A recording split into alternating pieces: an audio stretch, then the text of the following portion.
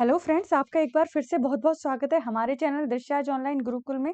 तो आज हम आपके साथ बहुत ही महत्वपूर्ण सीरीज लेकर आ गए हैं, जिसमें हम यह डिस्कस करेंगे कि जो 28 दिसंबर 2022 को ये सीटेट ऑनलाइन एग्जाम 2023 जो चल रहा है, जो 28 दिसंबर 2022 को शिफ्ट थी, उसमें सीटीपी के किस तरीके के क्वेश्चंस आए थे, क्योंकि हमने बच्चों से बात की जो एग्जाम देकर आए हैं। तो उसी के आधार पर हमने ये सारे क्वेश्चंस बात करके आपके लिए एकत्रित किए हैं, जिससे कि आपको जिनका भी एग्जाम आने वाला है उनको बहुत हेल्प होगी, जिनको अपनी तैयारी में बूस्ट अप मिल सकेगा या फिर जिनकी तैयारी चल रही है, अगर कोई टॉपिक छूट गया है तो वो उसको कवर कर पाएंगे, अगर कुछ रह गया है तो। बाकी आप तैयारी कर रहे हैं, अच्छे से उसको करते रहिए। इस चीज को इस तरीके से लीजिए कि आपका जो एग्जाम है वो आप जो तैयारी कर रहे हैं, अगर उसमें कुछ कमी है तो आपको उससे सीखना है। इसमें ये नहीं करना है आपको कि हार्ड है इजी है, इस चीज में मत जाइए, क्योंकि एग्जाम तो देखिए, एग्जाम तो आप देने ही जाएंगे, इजी होगा या हार्ड होगा। तो इसीलिए जो चीजें नहीं आती हैं वही हमें हार्ड लगती हैं। तो ये बात भी आप दिमाग में रखिए, तो उन चीजों को कर लीजिए। और इस तरीके की बहुत सारी सीरीज हमारे चैनल पर पोस्ट कर दी गई हैं और बहुत सारी आ रही हैं, जो भी एग्जाम्स का हमें पता चलता जा रहा है आपके लिए। तो अगर आपने चैनल को सब्सक्राइब नहीं किया है तो प्लीज कर लीजिए, और वीडियोस को लाइक कीजिए, शेयर कीजिए अगर हमारे कंटेंट अच्छे लगते हैं। और आपको एक बात और बता दूं वीडियो स्टार्ट करने से पहले, अगर आप केवीएस की तैयारी कर रहे हैं या केवीएस के आपके कोई भी जानने वाले तैयारी कर रहे हैं, तो उनको हमारा चैनल रिकमेंड कीजिए, क्योंकि बहुत ही जल्दी केवीएस का क्लासेस आने वाली हैं, जिससे आपके साथ साथ उन लोगों की भी हेल्प हो सके और उनको बहुत हेल्प मिलेगी केवीएस की तैयारी में। ठीक है, तो पहला क्वेश्चन देख लेते हैं। पाईगेट के संज्ञानात्मक विकास सिद्धांत को ध्यान में रखते हुए समंजन का सबसे अच्छा वर्णन हो सकता है। तो समंजन का सबसे अच्छा वर्णन क्या हो सकता है? पाईगेट यानी कि प्याजे के संज्ञानात्मक विकास सिद्धांत के अनुसार तो समंजन का सबसे अच्छा वर्णन क्या हो सकता है? जिसमें आवश्यक समायोजन हो, व्यवहार और सोच के नए तरीके की पॉसिबिलिटीज हो, और संरचनाओं को संशोधित करने की पॉसिबिलिटीज हो। और समंजन को क्या बोला जाता है? अकोमोडेशन बोला जाता है। तो ध्यान रखिए, समंजन में आपको समझा देती हूँ समंजन क्या होता है। समंजन प्याजे के संज्ञानात्मक सिद्धांत के अनुसार समंजन होता क्या है, ये ध्यान कर लीजिए, सुन लीजिए, सॉरी। समंजन एक ऐसी प्रक्रिया होती है जिसमें जो पूर्व में सीखी योजना या मानसिक प्रक्रियाओं से काम ना चलने पर समंजन के लिए ही की जाती है। ठीक है, पियाजे क्या कहते हैं कि बालक आत्मसातकरण और सामंजस्य की प्रक्रियाओं के बीच संतुलन कायम करता है। जब बच्चे के सामने कोई नई समस्या होती है तो उसमें संज्ञानात्मक असंतुलन उत्पन्न होता है, और उस असंतुलन को दूर करने के लिए वह आत्मसातकरण या समंजन या दोनों प्रक्रियाओं को प्रारंभ करता है। तो आत्मसातकरण क्या होता है? एसिमिलेशंस होता है इंग्लिश में। ठीक है, तो थोड़ा सा आपको समझा दिया। वैसे तो ये कंसेप्ट वीडियो नहीं है, फिर भी समंजन वर्ड थोड़ा सा ऐसा लग रहा था जो थोड़ा कम समझ आ सकता है, इसीलिए मैंने आपको थोड़ा सा समझा दिया, बट आप जाके पढ़ लीजिएगा अच्छे तरीके से। ठीक है, क्योंकि इनके बहुत सारे सिद्धांत हैं। हो सकता है इसमें समंजन आया है, दूसरे में आत्मसातकरण आ जाए, कुछ आ जाए। ठीक है, उनकी कॉग्निटिव स्ट्रक्चर भी है, मेंटल ऑपरेशन है, स्कीम से स्कीमा है, तो सब चीज देख लीजिएगा, कभी आपके में वो चीजें आ जाए। ठीक है, क्योंकि ये कंसेप्ट वीडियोस नहीं है तो कंसेप्ट के लिए ज्यादा नहीं इसमें करते हैं, क्वेश्चंस डिस्कस करते हैं। वह चरण जिसमें बच्चा सोचना शुरू करता है और तार्किक रूप से वस्तुओं और घटनाओं के बारे में जान जाता है, वह कौन सी स्टेज होती है? देखिए, वह कौन सा चरण है? ठोस परिचालन चरण उसको बोला जाता है, कॉन्क्रीट ऑपरेशनल स्टेज बोला जाता है। तो इनको ध्यान से पढ़ लीजिएगा, क्योंकि इस तरीके की स्टेज इसमें कॉन्क्रीट आई है, दूसरे में किसी और तरीके की आ जाए, प्री ऑपरेशन स्टेज आ जाए, कुछ भी आ सकता है, एग्जाम है। तो कॉन्क्रीट ऑपरेशन स्टेज के बारे में बोला। एक होती है फॉर्मल ऑपरेशनल स्टेज होती है, तो कोई भी हो सकती है जो आपके एग्जाम में आ सकती है। तो अगर आपने नहीं देखी है तो देखिए, और एग्जाम को इसी बार ही क्लियर करके आइए दोस्तों, क्योंकि अभी आपको शिक्षक बनना है, और शिक्षक बनने की जर्नी कहाँ से स्टार्ट होती है? आपकी सीटेट क्लियर करने से, या कोई स्टेट का टेट जो होता है वो क्लियर करने से, अगर आप स्टेट में अप्लाई।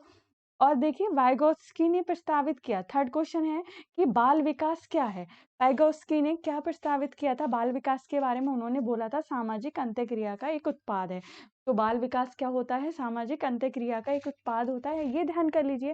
वाइगोत्स्की जी के जो भी सिद्धांत है उसमें सामाजिक वर्ड अक्सर देखा जाता है, इसीलिए आप इस चीज़ को ध्यान में रखिएगा। बट हाँ, इनको पढ़ ज़रूर लीजिएगा, क्योंकि मैंने देखा है कोई और भी सिद्धांत हैं किसी-किसी के, उसमें भी कहीं-कहीं सामाजिक वर्ड आ जाता है, तो उसमें आप गलती कर जाते हैं, इसलिए सारे सिद्धांत को ध्यान से पढ़ लीजिएगा, ठीक है?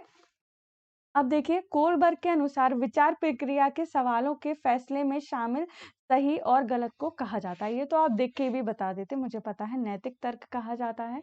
जब हम विचार प्रक्रिया के सवालों के फैसले में सही और गलत को शामिल कर लेते हैं, यानी कि सही और गलत को सोचने लग जाते हैं, तो वो क्या होता है, नैतिक होता है।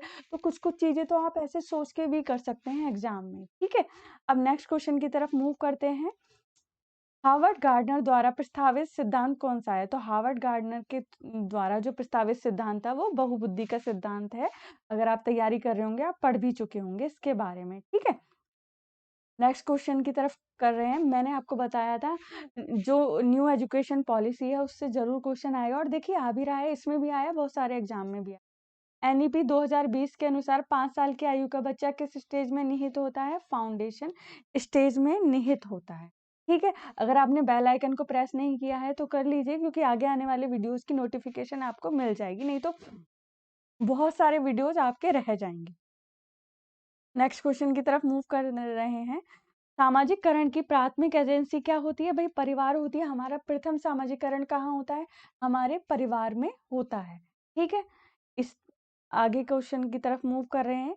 एक प्रगतिशील शिक्षा में ज्ञान का निर्माण, तो एक प्रगतिशील कक्षा है, उसमें ज्ञान के निर्माण के लिए क्या किया जाता है? शिक्षा या कक्षा भी हो सकता है इसकी जगह, ठीक है? आप ध्यान रखिएगा, इस तरीके से वर्ड को मैच कर देते हैं जिससे कुछ-कुछ कंफ्यूजन क्रिएट हो सके, बट होगा नहीं, क्योंकि आप अच्छे से तैयारी कर रहे हैं। बस बताना हमारा काम है आपको, ठीक है?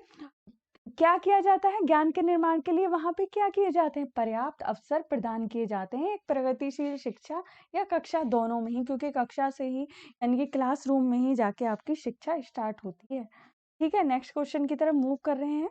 एनसीएफ 2005 आप पूरा पढ़ लीजिएगा, आपको बार बार बोला गया है, इसको ध्यान से पढ़िए, क्वेश्चन ही देख लीजिए, अभी तो जाके पढ़ लीजिएगा मीनिंग। एनसीएफ 2005 प्रमुख बदलावों की बात करता है। किन प्रमुख बदलावों की बात करता है एनसीएफ 2005 की? ज्ञान दिया जाता है, विकसित होता है और बनता है। जो हमारा ज्ञान है वो क्या है? वो दिया जाएगा, विकसित होगा फिर, और उसके बाद बनेगा, ठीक है? तो नेक्स्ट क्वेश्चन की तरफ मूव कर रहे हैं अभी हम। एक बच्चे को पढ़ने में कठिनाई होती है और पढ़ने के दौरान उल्टा और प्रतिस्थापन पाठ उत्तर का एक संकेत है, तो ये कौन सी डिसेबिलिटीज होती है? डिसलेक्सिया होती है। देखिए एग्जाम में ये मान लीजिए एक एबिलिटी का डिसेबिलिटी का क्वेश्चन जरूर ही मिलेगा आपको हर किसी के एग्जाम में। तो एक हमारा वीडियो है जिसमें सारी तरीके की डिसेबिलिटीज हमने बताई हैं, उससे अलग नहीं आएगी डिसेबिलिटीज जो भी उसमें बताई गई हैं, तो उस वीडियो को आप देख लीजिएगा, और मैं फर्स्ट कमेंट में भी उसको पिन कर दूंगी, आप उसमें सारी पढ़ लीजिएगा अच्छे तरीके से। और देखिए डिसलेक्सिया के बारे में आपको बता देते हैं। प्रतिस्थापन, उल्टा, ये सब क्या है? जैसे कोई बच्चा, आपने देखा होगा जब स्टार्टिंग में सभी बच्चे ज्यादातर ऐसा करते हैं, बी को डी पढ़ते हैं, डी को बी पढ़ते हैं, 9 को 6, 6 को 9, ऐसे ऐसे कुछ कुछ कंफ्यूजन से होते हैं।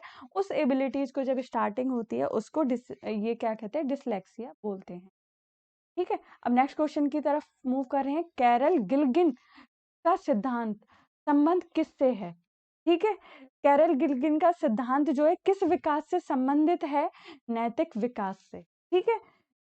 ये विकास इसमें ऐसे बाय चांस मिस्टेक से लिख गया है, तो कैरल गिल्गिन का सिद्धांत संबंध किससे है? सिद्धांत का संबंध किससे है? नैतिक विकास से संबंध है, ठीक है?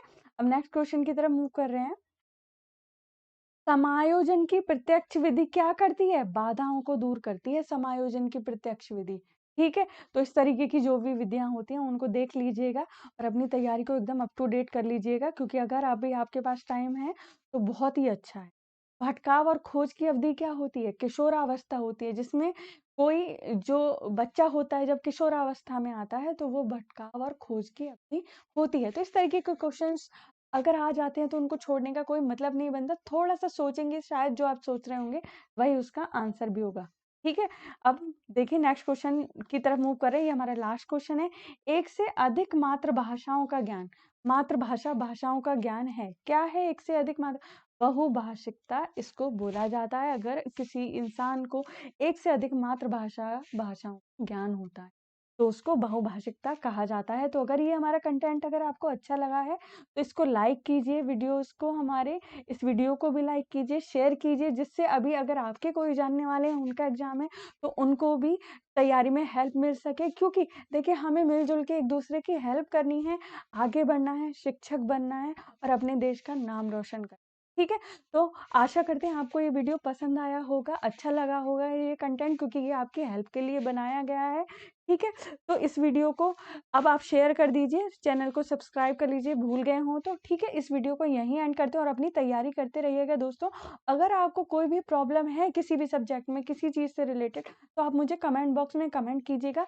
ये मत सोचिएगा कि ये पूछूं ना पूछूं, पढ़ाई से रिलेटेड चीज़ें, तो आपकी प्रॉब्लम हम सॉल्व जरूर करेंगे। ठीक है, इस वीडियो को एंड करते हैं, अपनी पढ़ाई करते रहिएगा और अपना सीटेट का एग्जाम इसी बार क्लियर करके आइएगा दोस्तों। जय हिंद, जय भारत।